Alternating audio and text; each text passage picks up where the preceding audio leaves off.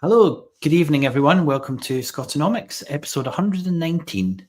And we're going to talk about natural capital markets this evening with Emma from the Scottish Land Commission. So welcome, everyone. Thanks so much for joining us. Hello, Kieran. How are you doing? I'm all right. Yeah. Notable things that happened today are inflation's gone up by 3 points. And the other big thing that happened today as well is the discussion about the WASPy women. So, and interestingly, the Minister for Pensions has suggested to the SNP representative, who's actually my representative, Kirsty Blackman, that the Scottish Government can mitigate for that as well. so of course I've been on Blue Sky saying, it's completely inappropriate that the currency issuer is asking a currency user to again mitigate for more bad policy. Yeah, that's just a perfect example, isn't it, of where the responsibility should lie and where the need for the currency should come from. It can be, as I've said, it can be easily created by the government. They could put that amount of money into every single WASPy women's pension account without mentioning it to any taxpayer, without taking any funds from anywhere else. It just creates that new money and pays the money that they're due. So yes, so that is a really good live example, I think, of the importance of understanding the currency and on inflation as well. So 3%, was that the last month, the last quarter? It's 3 points, so it's gone from 2.3 to 2.8, 2.6. 2.6, right? Okay. Yeah, I wonder if the kind of macroeconomic comment on that will be if the Bank of England decide not to raise interest rates, to reduce interest rates now, and because inflation is going up. Because obviously, as we know on the show, they have an understanding that there's this very simple relationship between inflation and interest rates, and if you move inflation rates up, inflation goes down, and vice versa. And as we've heard from so many of our commentators and our economists that we had on the show, if only it was that simple, the world of economics would be so much easier. It's been a really interesting week. I think things are hopefully kind of dying down.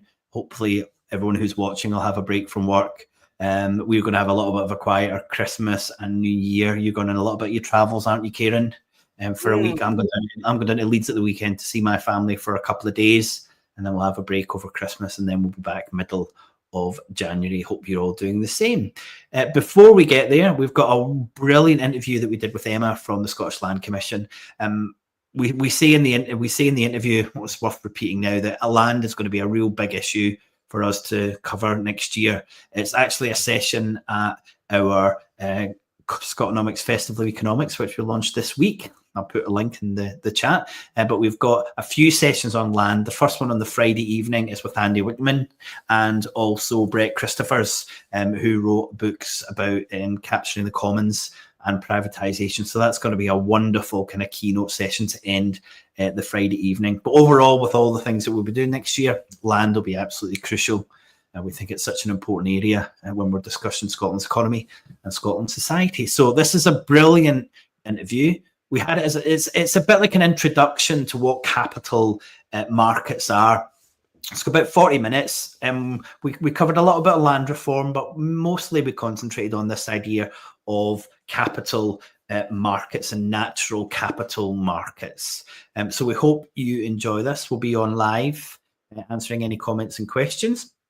And then we'll see you at the end. I hope you enjoy this interview. See you in a bit.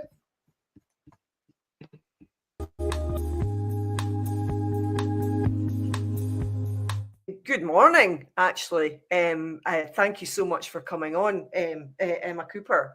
So could you tell us by telling our audience about the Scottish Land Commission and your role within the organisation? Sure. So the Scottish Land Commission is a public body. We were formed in 2017, and our job is to take forward land reform in Scotland.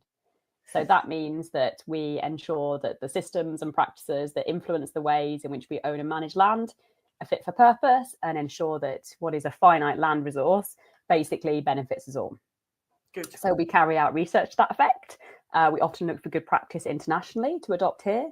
We advise on policy, and we also support good practice. Our definition of good practice when it comes to land is in the Land Rights and Responsibilities Statement, Basically, my role is to embed the principles of that statement in both policy and practice, part of which is leading the Good Practice programme and helping people who own and manage land to do that in a way which is responsible, but also to think about the policy context in which they're operating in. What has the Commission been working on over the last few months? And are there any plans next year that our audience might be interested in? The key things that we've been looking at is the Land Reform Bill, which is currently being considered by government, and particularly thinking about how's that going to work in practice. And that work will absolutely continue over the next year. Another area of work that your listeners might be interested in are our annual data report and insights into the land markets. So that's been recently published and people can see the updated version of that online shortly. Great. We've also been doing some work looking at innovative international approaches to how we manage natural resources in collaborative ways to bring those wider benefits. So very relevant to our conversation today. And a number of activities around that Good Practice programme. So we have a current webinar series called Land Links that people can join. We have a series of continued professional development webinars for landowners, managers, associated professionals starting, and we're continuing to provide advice and guidance on a range of topics to any landowner, land manager, or community who wants to get in touch about what responsible land ownership looks like. So thinking particularly about community engagement, community benefits, and so on. The Land Commission is not part of the Scottish Government, or was set up by the Scottish Government, but it is separate, isn't it? And it's used very much as a way to feed in policy and best practice into the Scottish Government. But is it fair to say it's arm's length? Is that the kind of technical term that we use these days? Yeah, so we're separate. Our board of commissioners, so our board of directors, are appointed by ministers, and our strategic plan is approved by Parliament. But essentially, we sit independently of government. We're not part of government, and we're able, therefore, to provide advice from that outside perspective that government can listen to, or of course not listen to, depending on the advice that we're giving. Today, we're going to talk about natural capital markets, and hopefully we can get into some of the detail of the recent Scottish Government paper that looked at a natural capital market framework. But before we get there, can we cover what we mean by natural capital? What is your understanding? And is there a definition that the Scottish Land Commission uses? So natural capital is the value of the natural world. So it includes all living things, air, minerals, water, soil, and so on. And it provides essential services that supports both the economy and society. So thinking about things like food, carbon storage, energy production, building materials, flood defence, and so on. So that the capital bit of the term has become in so that we can put a financial value on that natural resource that we have. So we recognise the economic value it brings, in addition to the other values that it brings, of course. So whilst we haven't maybe in the past seen it as something that we need to actively renew or maintain for economic purposes alongside its other purposes, in the same way a business might maintain buildings or machinery, we've used it up, and now what we have is a highly depleted nature in our country, and globally we're one of the worst countries for nature depletion. Okay, we understand a bit more about natural capital. Can we now talk about markets for natural capital? So before we get to why, so how does natural capital end up being part of a market with a price, buyers and sellers? Yeah, so people struggle to get their heads around this a little bit, and I can understand why. But essentially, if you own land or natural capital in some kind of way, you can do things to maintain or restore that natural capital, and it will cost you money. So you can ask somebody else in the world to pay you to do that. But like many other services, there are essentially things in the middle, and that is a market. So you're not literally paying Joe or Jane to plant 20% of a tree when you fly on holiday to offset your carbon. You're buying a carbon credit through that middle system, which is the market. Currently in Scotland, we recognise the Woodland Carbon Code and the Peatland Code as being the systems that we use to create credits that can then be bought and sold. So those are planting trees to reduce carbon emissions, or restoring peatland to stop it emitting carbon, because damaged peatland actually emits carbon. And we do that to offset or compensate for the carbon emissions that are being created through our actions or activities. So people understand a market for land. So if I want to buy a piece of land. I get some money, I give it to you, and I now own the land. And that's kind of traditionally how we've seen markets. You could do the same with a forest. You want to sell a forest? I'll buy a forest. These are all natural capital markets, aren't they, in a very traditional sense. But what we're talking about now is this move away from a kind of physical product. Here's my bit of land, and we're going into some kind of more of a space where there is buyers and sellers of benefits from that land. Moves it from this real physical market to this something that's much more, I often say, financialized market, but it's less of a tangible thing, isn't it? Before we get into the detail, let's ask that big question.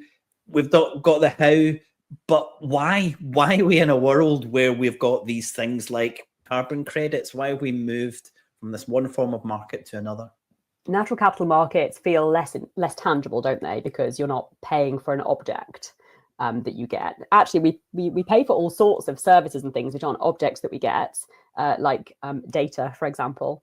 But natural capital markets are really about creating a system and a process through which people can pay to develop our natural capital. So we can maintain it, we can restore it, we can renew it, rather than simply using it up. So if we find systems that ensure people are paying for actual improvements to our natural capital to compensate for impacts on natural capital that they genuinely can't avoid, that would be a functioning high integrity market.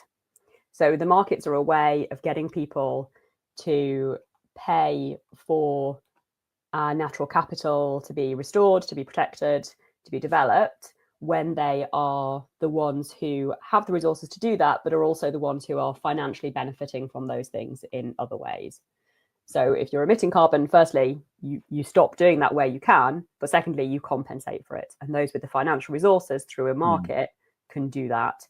And they can do it in a way that we can be assured as the public, and they can be assured that it's genuine. They really are making improvements to our natural capital as a result of investing the money that they're investing in it. Fantastic. Well, thanks for explaining the theory. We're not going to cover too much detail of whether this works or not. I'm what's even more than highly skeptical, very highly skeptical about the functioning of these markets. I mean, I think we're talking about the financialization of natural capital, aren't we? We've looked at our natural capital, for example, like new woodland creation, and thought, how can we turn this into a financial instrument that can be traded? That, I think, is the motivation, not how can we look at this wonderful woodland and preserve it. I think we're looking at these assets to financialize them. Now, that's very much my opinion. What's your view of the reason that we've moved to these markets? I know you outlined it slightly there with the kind of theoretical aspect, but have you got anything to add on that? What we do know is that we do have to invest in natural capital, and I don't think that anybody would dispute that. And we also have these markets that are happening in the world. And I don't think anyone would dispute that either, that those things are facts, essentially. So if we accept that those things are currently happening, what we do recognize is that we have to intervene to make sure that those things happen in a way which don't create disbenefits for society, for nature, for our economy, and in fact, use those things as an opportunity to bring investment into Scotland, not just into our nature and climate, but also even into our communities. So thinking about how can we use these markets to create jobs, and potentially we can double the number of jobs that we currently have from natural capital, and how do we use them to bring benefits to our local communities, those people who live in and around these places that we're talking about. Because we are talking about places, and sometimes we can maybe forget that a little bit. We're talking about places where people live and work, and we need to ensure that these places are environmentally sustainable, absolutely, but also sustainable in other ways. So let's accept that we need to invest in natural capital. We have these markets. Let's manage them in a way that is high integrity, values led, in the words of government, but but really makes the most of this opportunity of this investment that we can bring into Scotland. Worthwhile, just very briefly for the audience to talk about this kind of process of what a carbon credit is. Let's say someone plants a tree and they say that this tree is going to capture X amount of carbon over a 65-year or 100-year period. And maybe they say it's going to capture 10 tons of carbon. And you're able to sell that credit to someone who wants to buy or offset the 10 tons of carbon that they are planning to emit. And I think it's really important to explain that, because you're not trading a ton of carbon. Someone's not giving you their ton of carbon and you're taking it. They're giving you a financialized product that's based on an assumption that they're able to capture the carbon that they're selling. And there's various ways of trying to secure that this will actually happen. For example, when you plant a woodland and you estimate that you're going to sequester 25,000 tons of carbon, you have to put 20% of it as a stock to say, actually, we probably won't complete that kind of 20%, so like a little bit of a buffer, so we can only sell X amount. There's other ways of kind of being sensible about what people are spending, but effectively as a financialized product based on these assumptions rather than a physical product. Right, well, let's get into this framework that the Scottish Government have come up with. This is their attempt to ensure, as you said, that if this is happening, then we're doing it in a way that tries to secure the benefits for everyone. Is that a fair enough assumption before we look in detail into that framework? Yeah, absolutely. So its kind of aim is to tackle climate change and biodiversity loss by creating opportunities for investment, specifically private investment, in these high integrity values-led natural capital projects. So, and by the high integrity values-led bit, we're talking about those wider benefits that you've just mentioned. And we're talking about carbon credits. Have we got any idea of what other type of natural capital we might be talking about? Again, people understand now that we're capturing carbon and people are offsetting. Is that all we're going to do with these markets, or is there any other wonderful, fantastic ideas about how we can financialize nature? Yeah, so there are different codes in development. There's one for biodiversity, for example, but we're also looking at things like blue carbon, so sea-based things, soil nutrients, things like that. So, and basically they're trying to make sure that what you're claiming to deliver for nature, whether that's carbon or biodiversity, is measurable and independently verified. So somebody else is saying, yes, that is what you're claiming is correct. And I think that's a kind of key point in how we make sure that markets work properly when we're talking about natural capital markets. There are 6 principles of the framework, and I'll list them for the audience. So investment that delivers integrated land use, B, demonstrates engagement and land collaboration, C, delivers public, private and community benefit, and then is ethical and values-led and is of high environmental integrity, and lastly, supports diverse and productive land ownership. Has the Commission taken a position on this list? So we helped to write the list originally and carried out stakeholder engagement on it. And since then, there's been a collaboration of public bodies and others who've carried out further engagement. And then the principles, which were the interim principles for responsible investment in natural capital, are now the principles for responsible investment in natural capital, now that the natural capital market framework has been published. So throughout them, you can actually see really clearly the land rights and responsibilities statement I mentioned before reflected in them. So things like delivering integrated land use. So what we're saying is that we can't use land for one purpose. It's a finite resource. We have to make sure that we use land in different ways. We think about the ways in which we can integrate food production, access for nature recreation, all those kind of different things alongside nature restoration, carbon sequestration, and so on.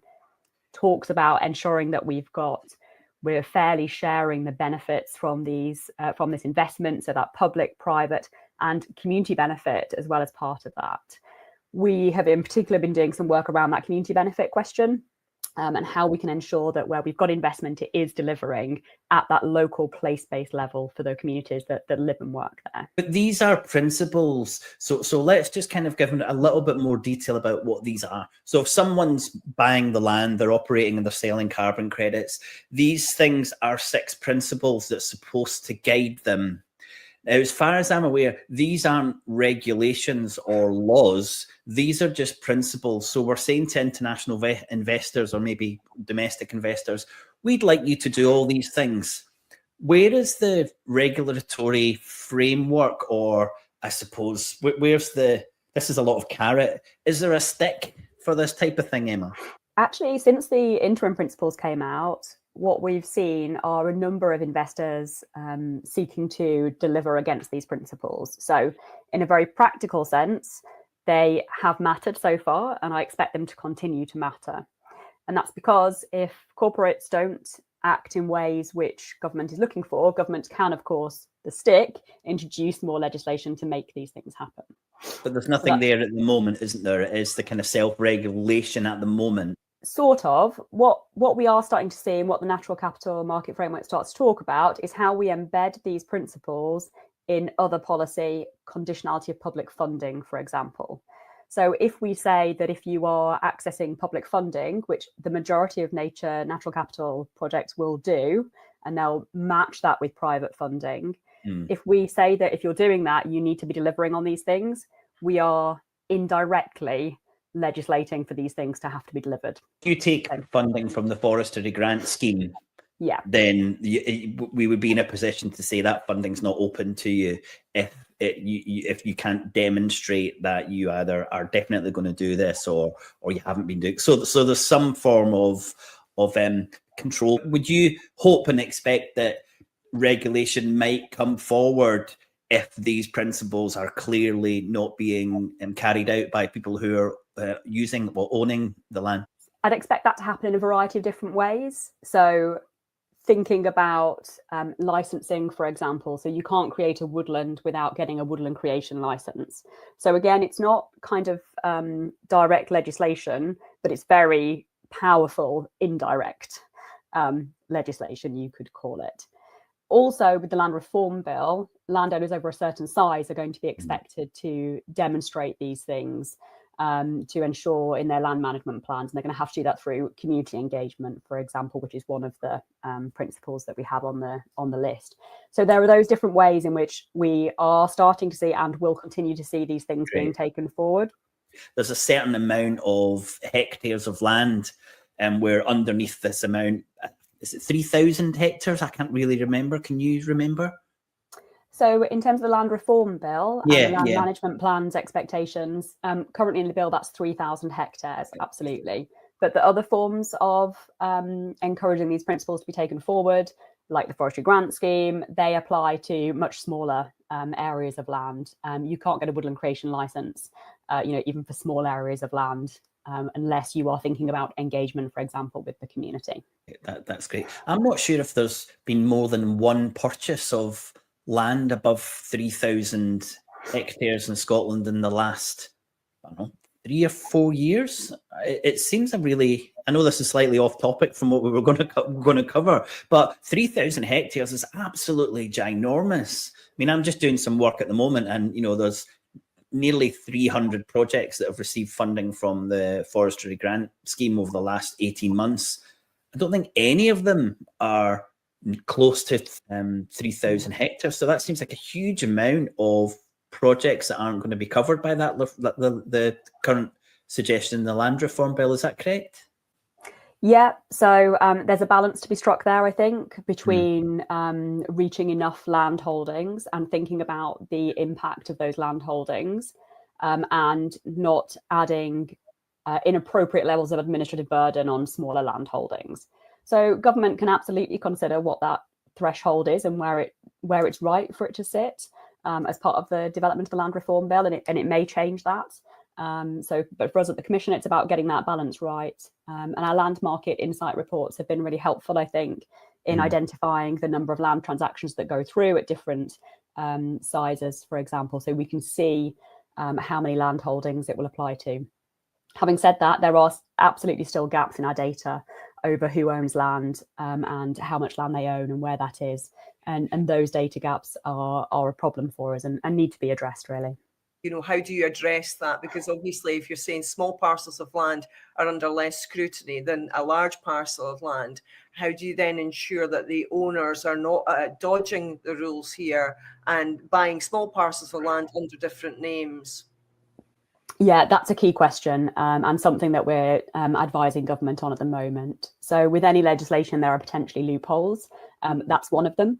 And the Land Reform Bill does seek to address that particular loophole by thinking about who is underneath that ownership structure, essentially, and making sure that we recognise that. But obviously, there's always things that people can do. So we're trying at the moment to work out what they might be and how we can address them to make sure that we minimise the possibility of those kind of loopholes in the Land Reform Bill. That's such a good question, Kieran. I remember when I worked in financial services down in London, there was a story that someone went into the bank with some cash, and they said to the teller, "What's the minimum amount of money that I can put into my account without triggering the money laundering amount?" And the person behind the teller said, "Oh, it's £5,000," and he paid £4,999 into the bank. We obviously didn't expect the person from the bank teller to say, "Yeah, this isn't suspicious at all," and they went off and called their fraud manager in the office. But we know these types of things will happen. What they in a 3,000 hectare limit is exactly kind of ripe for that. I think it was a really good question, Kieran. Yeah, I mean, that is also something that concerns me. I've been, you know, watching tax evasion for a long time, and you know, this is something that we really want to try and avoid people, you know, using the natural asset, which is our countryside, and then not giving back through being properly involved in the taxation system. And that's something that I think is really, really deeply important. And, you know, how are you getting on with making sure that that happens? Yeah, completely agree. So we have previously made recommendations to government about tax. And of course, there are certain elements of our tax system which are reserved to Westminster and parts which are devolved to Scottish Government. So most are reserved. Sorry? Yeah, most are reserved.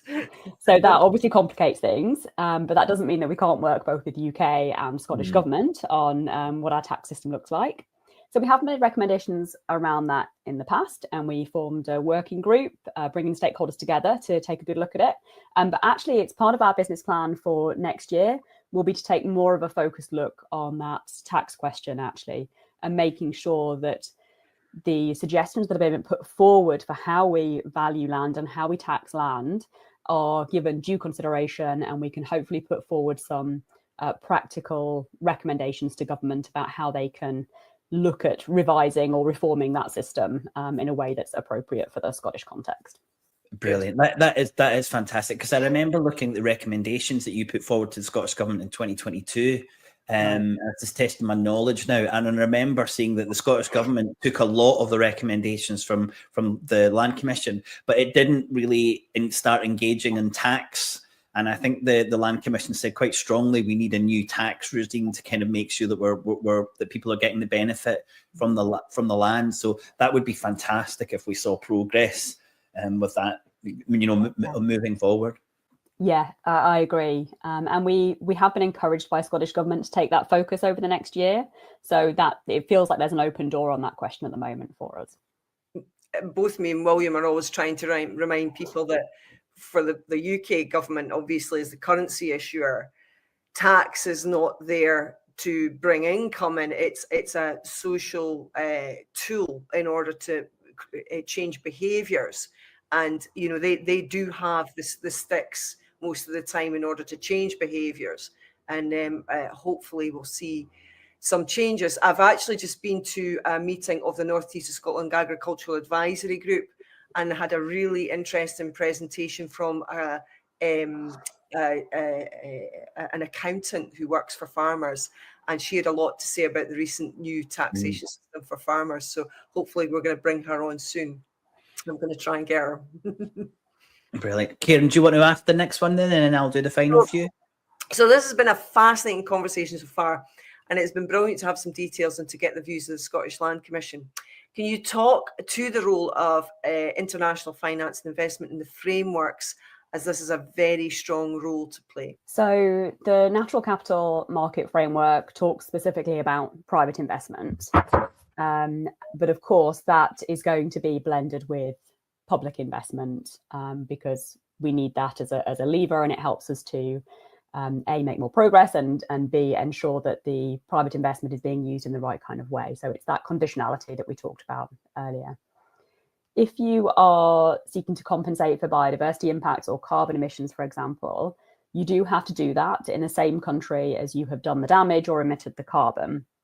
So when we're talking about international investment, we're not talking about companies offsetting the damage that they're doing in a different country. Here in Scotland, you have to do that within the same country. However, an international investment company can buy land here. They can manage it to create carbon or other nature credits, which they can sell. And it would have to sell those credits to organisations in the UK, but of course, it would probably make a profit from that project.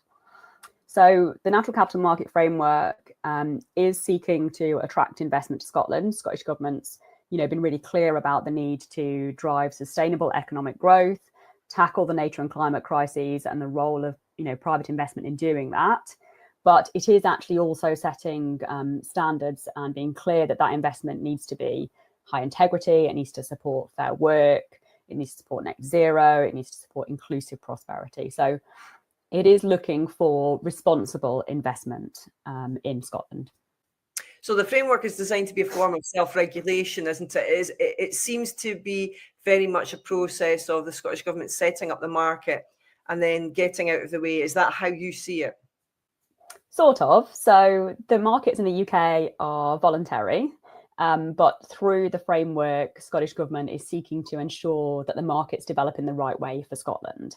And Scottish Government is being active in looking at the UK-wide nature markets, for example, and working with the UK government to make sure that we've got useful consistency across the nature markets.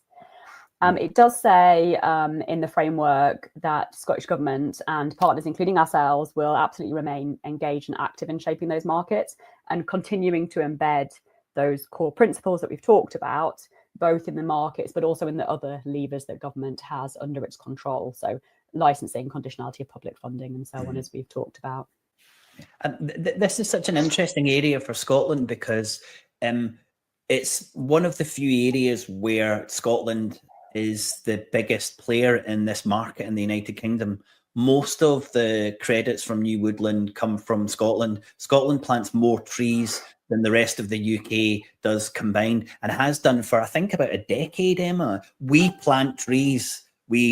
Our government gives people who own land, significant amount of money every year to plant trees, so much more than the rest of the UK. So when we're talking about this UK market, it's more than half of that market in Scotland, which is quite unusual. We don't have many other, apart from oil and gas and whiskey and some other kind of products. We don't really have a market as big as this within the UK. And I think that's why, for me, it's so important that we concentrate on this market and what it is and what impact it has. I actually did some work on looking at this market and how it's affecting a just transition. And I've done some analysis of that. And I think these things are really important when we get into the detail. And that just transition, I think, leads nicely into an area that I know you're really interested in, which is the community benefits. Could you very briefly explain how the community benefits work in renewables, and then talk about how that process would be different or similar when we're talking about land? So with renewables and community benefits, for a long time, there's been a voluntary agreement in place with the providers of wind farms. So what happens is that a percentage of the income that wind farms generate goes to local communities, and it can be provided in a variety of different ways, very directly to a community trust or via an intermediary organisation like Foundation Scotland, for example. But it's very much a financial return that's given to communities from the wind farms, and it's a voluntary obligation. What we're talking about with natural capital is slightly different, because natural capital is very much predominantly based on land, and we can manage that land in a way that brings enormous benefits for the local communities that live there. So our land provides everything that we need. And at a local level, we're talking about things like housing, jobs, educational opportunities, access to nature and recreational opportunities, opportunities for local control and decision making even. So we're talking about governance here even. So when we talk about community benefits from natural capital, we're thinking very broadly. We're thinking about how can that land be managed holistically in a way which really embeds those kind of benefits into the land holding, and that bring those wide benefits for the local community. So our sort of official definition is essentially that community benefits from from land, and natural capital is part of that, are the social and economic benefits agreed with the community that are in place for the lasting benefit of those communities. So we're thinking about the sustainability of communities. And community wealth building, if people are familiar with that term, very much plays a part in this. Our guidance on this references both the land rights and responsibility statement that I talked about at the start, but also the principles of community wealth building. So let's keep those economic benefits, but also the social benefits, very localized. Let's think about the ways in which we can just maximize those things for the local benefit. So what do you think the next steps are for the framework? Deliver the actions in the framework. There's plenty to do and lots of appetite for doing it, I think. For us at the Commission, it's very much about ensuring that those community benefits are happening in practice, in reality. So one of the things that we've been supporting is a number of partners across the public and third sectors who are working together to create a network of advisors. Those advisors will be helping projects, landowners, investors, communities to work out how those land holdings, how those natural capital projects can deliver the widest benefits for that local community. And a quick plug for Community Land Scotland, who are currently advertising some of those posts. So it would be great if listeners are interested in applying for those as well. So in general, what is the view of the Scottish Land Commission on the framework? So we provided advice in advance on the framework, and we provided that throughout. We've helped to ensure that the right connections are made to different stakeholders in considering what the framework should look like. And much of that advice has been incorporated. So it's really, important to ensure that we're using our land in Scotland in both the most effective and fair ways. So we're particularly pleased to see the recognition given to that in the framework. Land is such a critical, finite resource. We have to think about how we use it very actively. And in the framework, there is that recognition of land reform outcomes and benefits and using land in that broad sense, which is fantastic. It's very much a living document, though, so we are supporting efforts to continue that work and ensure that natural capital markets are developed in a way which is going to deliver in the right kind of way for Scotland. Mm-hmm. And certainly with land, there's a lot going on in Scotland, isn't there? Yeah. I think we have, for the last few decades, I think we've been very passive and just accepting that land is owned by a very small number of people and treated in a way that we're not particularly happy with. And, I think it's one of the biggest achievements of Holyrood that we do. And we are continuing to look at land very differently than we have done historically. So I think there's lots of actions that we could hope and expect next year. SCOTONOMICS will be playing a part in that as well. But I think the work that the Scottish Land Commission does is really, really valuable. And we really appreciate your time joining us today. I think you've done a wonderful job.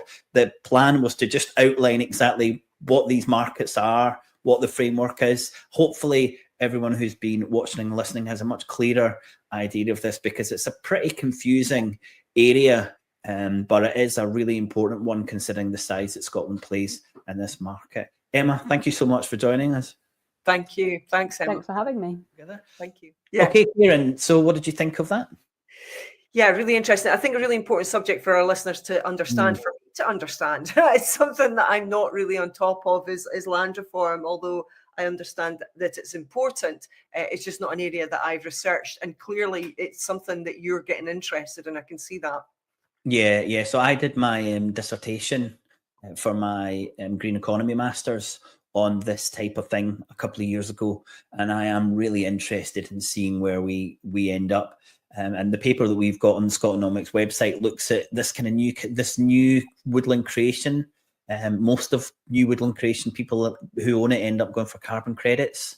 And who are these people? How much are they earning? What's happening to the land are really important questions that I think we need to cover. And, you know, looking at these principles, they're fantastic. No one would argue with any of those. But if you're an investor, why are you investing? What is it that you want? You want a return. You want a return, yeah. And all these things kind of, to some extent, you know, maybe they don't stop you investing, but they kind of water down that investment. And I think that's really important to see how practical is this, what impact it's going to have. But also, people are investing in land because they know the land appreciates in value. You know, so these are the issues. They know if they do nothing with that land, then they'll be able to sell it and you know, in a few years' time. And I think the issue is about who we're allowing to buy land. Yeah. Rather than how they manage it. I think that's an issue. And then the other thing I would mention is that, like a lot of situations, we're talking about what's the benefit to the community, you know, these community benefits. Well, in the last 18 months, nearly 2 years, the Forestry Grant Scheme has given over £40 million to people to plant trees. And then at the end of that, we're hoping that there's some kind of community benefit. Well, what I'd be suggesting is, why don't we give that 40 million just to organizations set up by communities to run land? Yeah. That way, you're missing out this whole kind of middle process. And if that's what you're looking to achieve, start giving those funds to people who are going to manage the land and much more likely to manage land than the way that we want, much less need for the stick. If these forests, woodland creation projects are owned by communities. So I think we've got a long way to go in terms of realizing what we're doing with this huge amount of money. And I said it's more than, I think it's safe to say it's more than double or maybe even treble what England spends a year on new woodland creation, what Scotland's, the amount of money that Scotland's spending on these formations of these markets. It's really important, I think, that we cover it in a lot more detail. Yeah. Also interesting for me as well is that I've just been to see a school today that's been built out of a timber frame that actually has been imported from Austria. And I had a discussion with a guy from the Forestry Commission on Wednesday morning about the types of forestry and, you know, what is it going to bring? And, you know, because obviously if we're importing wood from Austria, there's a huge carbon footprint there. With the importation of it, you know, what can we be doing with the forestry that we're bringing, as well as it, you know, carbon sequestration, you know, what happens to it thereafter, and then also what happens to the ground thereafter as well, because I don't know if you're aware, there's a whole rhizosphere underneath the ground that develops when trees are there, and you know, how is that cared for afterwards, and about that. I was doing my research. The one thing that I could not believe, seeing how much, you know, forestry, around about the Scottish Government hope, I think we're about 19% of Scotland's land is covered in forests, and the Scottish Government's targets to get up to 21, which would still be below the European average. But I think England's like 14, 15%, something like that, and Wales is even less.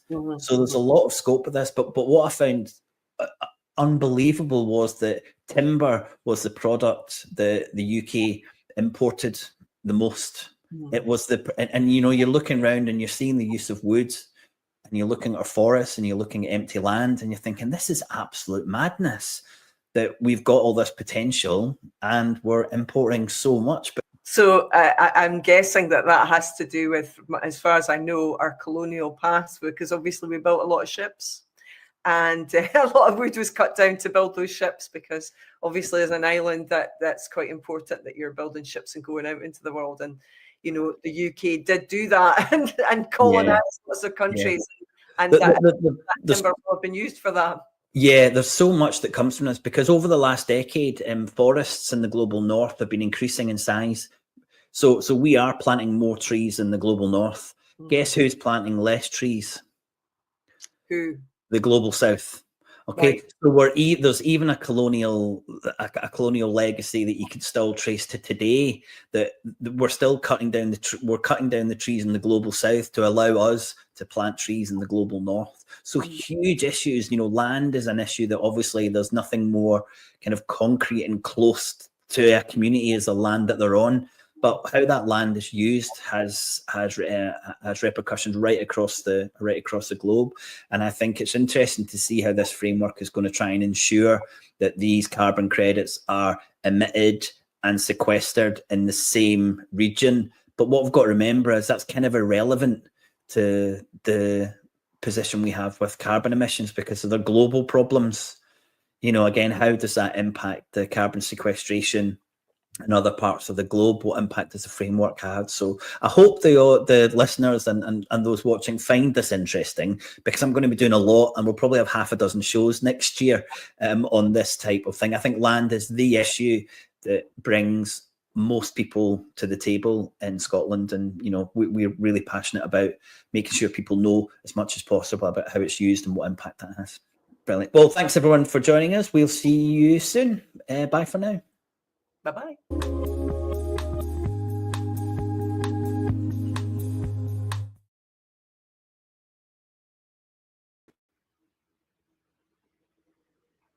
Can't hear you. Actually, you've got a little bit more of Kieran and I before we disappear. Normally we have that conversation. We just put that on the podcast, but I thought it was such an interesting chat, and you had some really good examples that I put it on the show tonight as well. Thank you so much for all the comments and questions. It looks like we're kind of on to one here with discussing land in detail, and I think this really gets to the heart of people's concerns about our economy and our society, that we're using land in the manner that we're planning to do it, and the benefits from land seem to be even further afield than how they are in our current economic system, with people using the land but actually not using the land but still gaining benefit from it, which is effectively how I would class carbon markets. Is hugely damaging. So thank you very much for all your comments. Kieran, any comments watching that back again? Yeah, I was interested in that figure of 40 million. Over what time period is that we're spending that on trees, on planting trees? Yeah, actually, that was the amount of money that was given to people who were claiming carbon credits over an 18-month period. But that was so it's double that, because about 50% of the people who get forestry grant scheme awards haven't as yet registered for carbon credits. So the total amount that we've given the forestry grant scheme has given over that 2-year period, I think it's double. That's closer to 80 million. So it's a huge amount of money, and I've got in one of the papers on the SCOTONOMICS website, break that into a lot of detail. It's huge amounts of money. Yeah, still much more than we give than England or Wales give out. So huge amounts of money we're talking about. Yeah, well, and at the heart of the just transition is that the Scottish Government is effectively giving this money to people who've bought land, not to use the land to capture carbon, but to sell carbon credits. And the Scottish Government is subsidising this whole process. And for me, that just looks like it's inherently wrong when I'm thinking, what could the Scottish Government be doing with 80 million?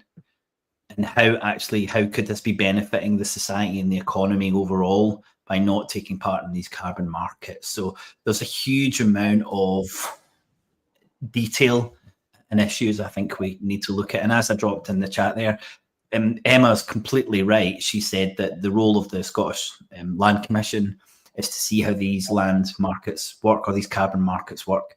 And that's the role. But she said that there's an acceptance that they've got to happen, and there absolutely is. She's 100% correct, but I don't think anyone's putting the narrative forward that this doesn't need to happen, and what the alternatives are, and actually what the impact having. I mean, even the Scottish Land Commission will say that the price of land is directly tied to people who want to earn carbon credits from the land. So it's increasing the price of land. So if anyone wants to buy land, they can. It's too expensive. The only people who can buy it are the already wealthy, the people who've got land. So there's huge issues around just transition and inequality with carbon. And it's not just as simple as we might often think that, you're paying someone to capture some carbon. What's the problem with that? It needs to be done. And then we also need to touch on the efficacy of the sequestration as well. And there's very, very little evidence that actually a ton of carbon sequestered equals a ton of carbon that was going to be emitted that isn't now emitted. So there's a huge issue around efficacy as well as all the other issues that, you know, we touched briefly on there. Yeah, there's a lot to learn. Yeah, it's really interesting. Yes, so well, we've got loads of comments, and I think, if it's okay with the audience, that we've got a lot of quite detailed questions there, and they're all really, really good questions. But I think I would just encourage you to scan through them and see what the trends and the other topics we are when we talk about land, because people instantly talk about things like housing, you know, and that's absolutely crucial if we're using land to sequester carbon, especially for companies or organizations or countries who are, you know, obviously not here. And our land that we could be using in a productive capacity is not being used for anything that's really truly meaningful. It's being financialized. So these are huge issues. And when you look at that land and think there could be 10,000 new homes there, you know, to stop us building on floodplains, as someone said in the comments, these are absolutely crucial elements to how we arrange our society, not just our economy. So I think it's really, really interesting. We've also got comments about kind of guerrilla gardening and kind of randomly planting trees and all these things. It opens up so many issues when we actually start to question who owns our land and what are we doing with the land. And I think crucially, what government or what public support are we giving people to create financialized products, to create this idea of natural capital, something that inherently doesn't square with me, the idea that nature has to have some kind of exchange value, and the only way it has value is if you can measure it and how much in pounds and pence. So these are massive issues that hopefully we'll get into in a lot more detail next year. So if you are supportive of that work, please let us know, even if it's just drop me an email or mention comments or you know, forwarding or messaging or favouring or whatever you want to do, just to give us a little bit of feedback if this is an area you want us to concentrate on next year. Well, thanks very much for all the comments. And I said we're going to have a break for a few weeks. We'll be back. I think it's around about the 10th of January, something like that. Second Wednesday, I think we're going to be back. And we've got a brilliant interview with a Marxist economist who's talking about crisis and the role of the markets in the climate crisis. So a really interesting interview coming up in January. I wish everyone a happy Merry Christmas and a Happy New Year. Kieran, same to you. Yep, same to me. Happy Christmas, Happy New Year, and we'll see you in the new year. Yep. Thanks for all your comments this evening, and bye for now. Hopefully we'll see you soon. Bye-bye.